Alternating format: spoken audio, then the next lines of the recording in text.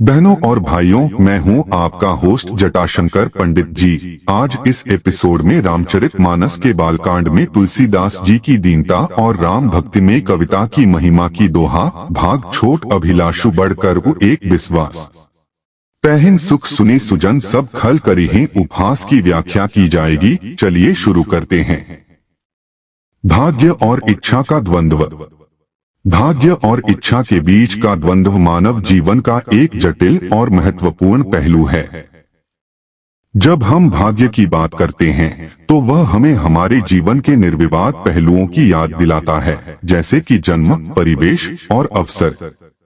दूसरी ओर इच्छा या आकांक्षाएं मनुष्य की आंतरिक प्रेरणा होती हैं, जो उसे अपने लक्ष्यों की ओर बढ़ने के लिए प्रेरित करती हैं। यह द्वंद्व उस समय अधिक स्पष्ट हो जाता है जब किसी व्यक्ति का भाग्य अपेक्षाकृत प्रतिकूल होता है, जबकि उसकी इच्छाएं और आकांक्षाएं अनंत होती हैं।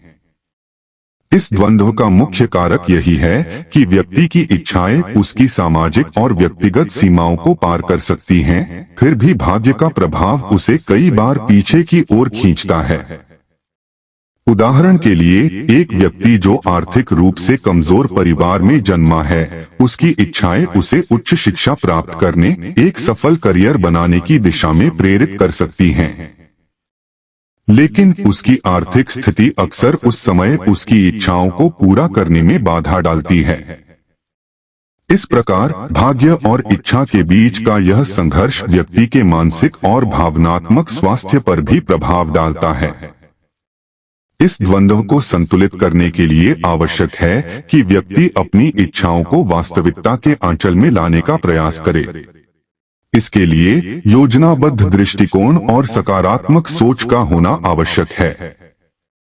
यदि व्यक्ति अपने भाग्य को बदलने की दिशा में सचेत प्रयास करे, तो वह अपने भाग्य के छोटे आकार को अपने विशाल इच्छाओं के साथ संतुलित कर सकता है। सही दिशा में प्रयत्नशील रहकर व्यक्ति अपने भाग्य को चुनौती दे सकता है और उसे अपने सपनों की ओर ले जा सकता है। सज्जनों और दुष्टों की प्रतिक्रिया। जब कोई व्यक्ति अपनी इच्छाओं को पूरा करने की कोशिश करता है, तो समाज में उसके प्रति प्रतिक्रियाएं अलग अलग होती हैं। सज्जन और दुष्ट दोनों वर्गों का एक व्यक्ति की यात्रा पर प्रभाव पड़ सकता है। सज्जन लोग जो नैतिकता और सहानुभूति का सम्मान करते हैं, आमतौर पर प्रोत्साहित करते हैं। वे प्रेरणा के स्रोत बन सकते हैं, व्यक्ति के प्रयासों की सराहना करके और उसका समर्थन करते हुए।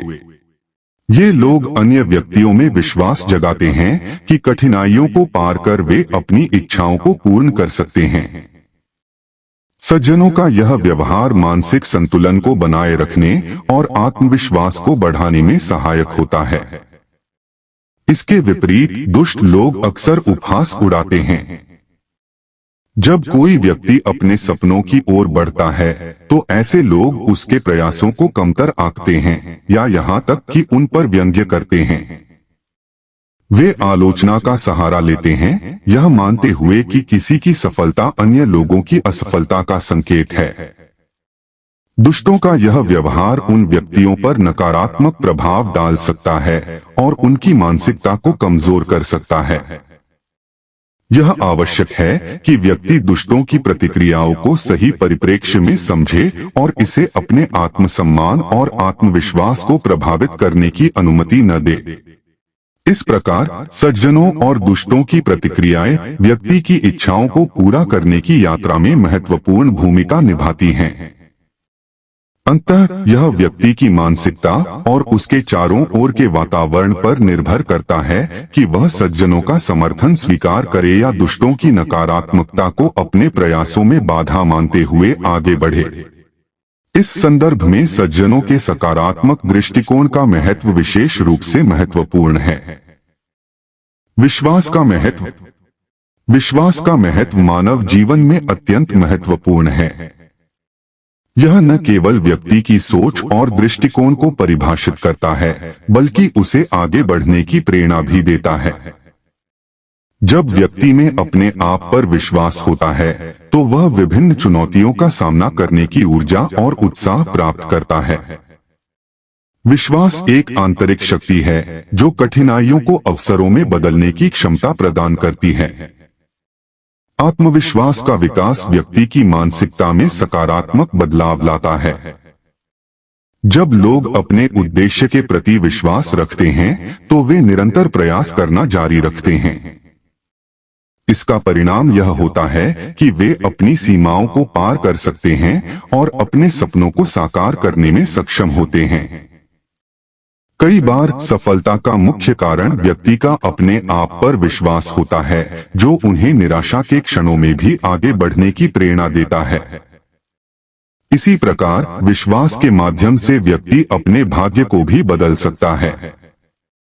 जब लोग अपने भीतर विश्वास विकसित करते हैं तो वे अपने संकल्पों को अधिक मजबूती से निभा पाते हैं। यह उन संभावनाओं को खोजने में सहायक होता है जो पहले दिखाई नहीं देती थीं। एक सकारात्मक दृष्टिकोण और अनुकूल विश्वास व्यक्ति को अपने लक्ष्यों को प्राप्त करने में मदद करते हैं।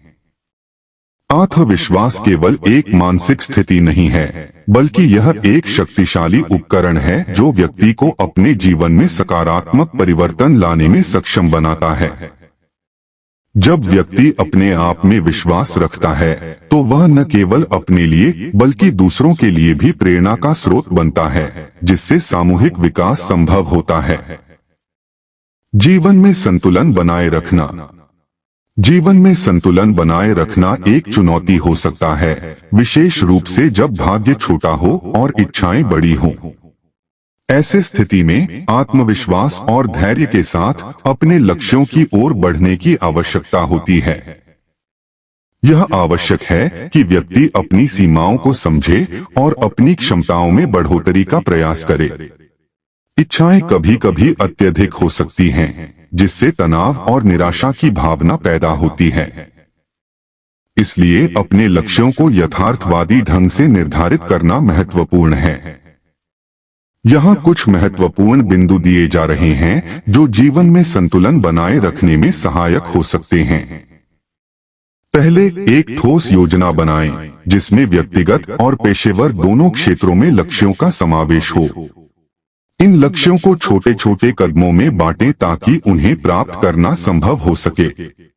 यह आपको आत्मविश्वास देगा और आपकी यात्रा को आसान बनाएगा।